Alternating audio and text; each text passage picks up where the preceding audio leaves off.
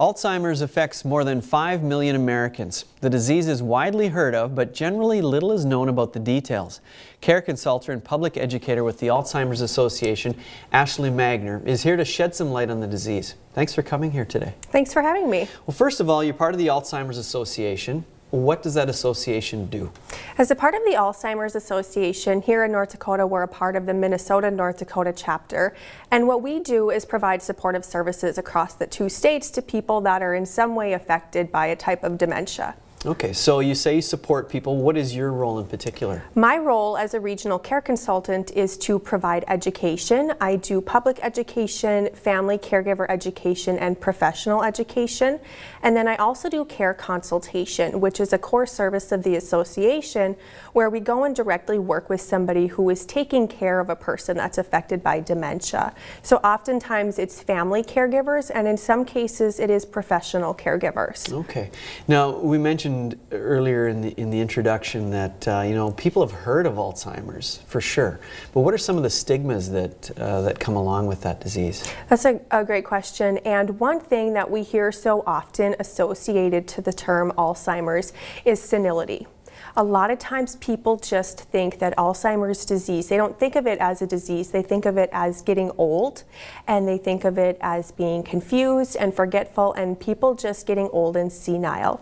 And a little bit of that stigma is starting to go away now as we raise awareness and as people truly do understand that this is a disease process and not something that is normal to the aging process. Okay. Well, what are some of the signs of Alzheimer's?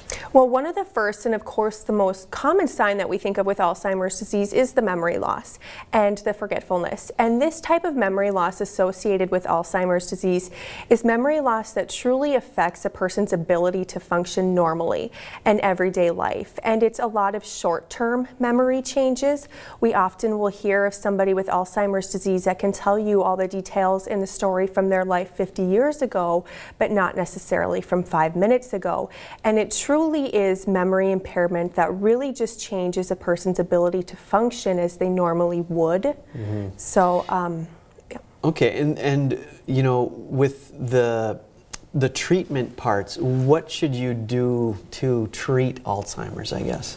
Well, when a person, when you suspect changes in a loved one or somebody that you know, first and foremost, you should see your primary care provider, your physician, and talk about the changes you're seeing. Sometimes it requires more diagnostic testing to see what is going on, if it is indeed Alzheimer's or related dementia.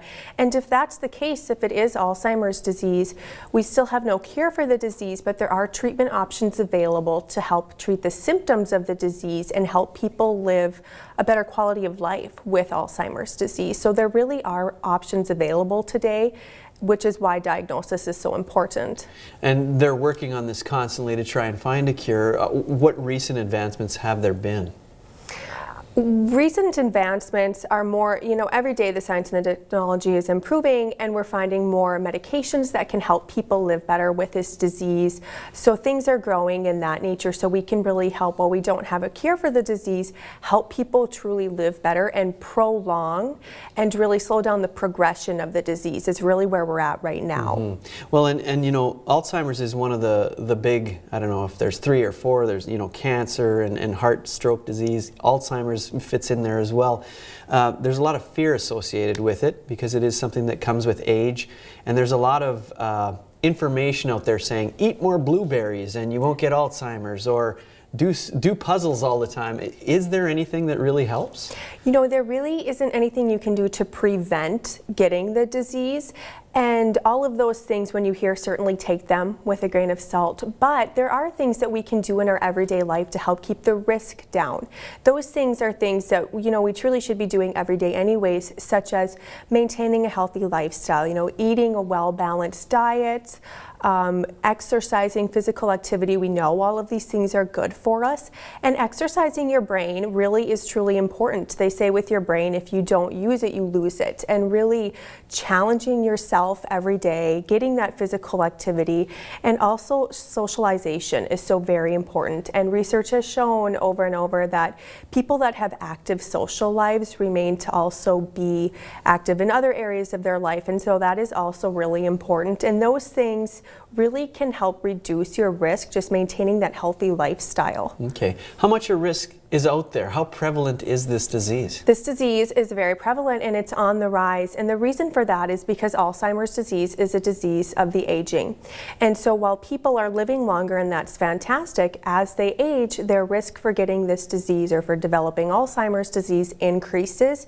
And currently there's almost 5.5 million Americans affected by Alzheimer's disease and a little over 19,000 in the state of North Dakota alone.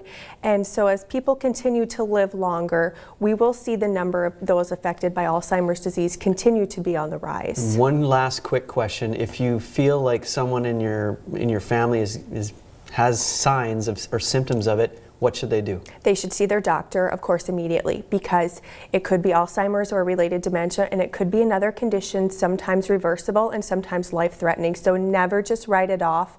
Always seek medical advice. All right. Thanks so much for coming on the show today. Appreciate the information. Thank you for having me.